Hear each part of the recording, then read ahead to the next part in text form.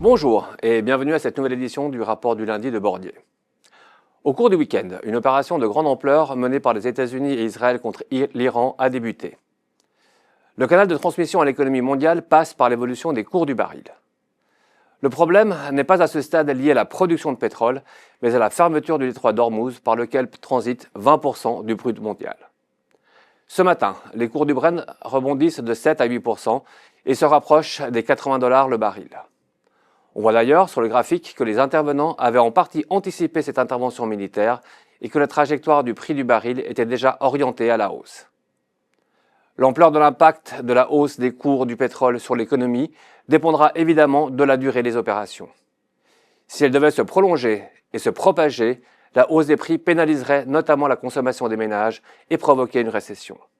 C'est un risque, mais ce n'est pas, à ce stade, le scénario central. Nous avons d'ailleurs eu la semaine dernière la publication de l'indice de confiance des ménages américains. En février, la confiance est remontée plus qu'attendue. Mais cette hausse s'annonce fragile. Elle repose exclusivement sur l'amélioration de la composante future de l'indice. Or, avec la remontée des cours de l'énergie, elle sera probablement amenée à se dégrader le mois prochain.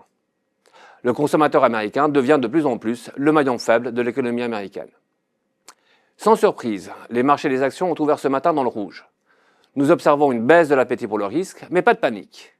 Les pertes sur les actions sont de l'ordre de 1 à 2%, et l'or joue son rôle de protection en remontant de plus de 2%. Notons également que le dollar américain se renforce, même contre le franc suisse, signe que la devise américaine reste une devise de refuge en cas de conflit.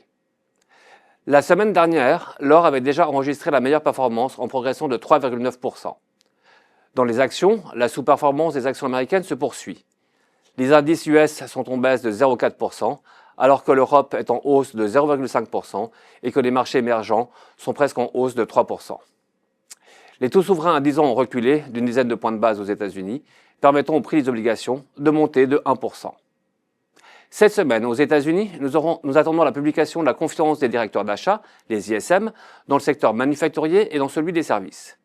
Nous aurons également la publication des ventes de détail et surtout celle du rapport de l'emploi du mois de février. Dans la zone euro, l'attention portera sur les chiffres d'inflation de février. La semaine dernière, nous avons également eu la présentation des résultats du T4 2025 de la société américaine Nvidia. Le management a annoncé des résultats records avec un chiffre d'affaires de 68,1 milliards de dollars et une marge brute de plus de 75%.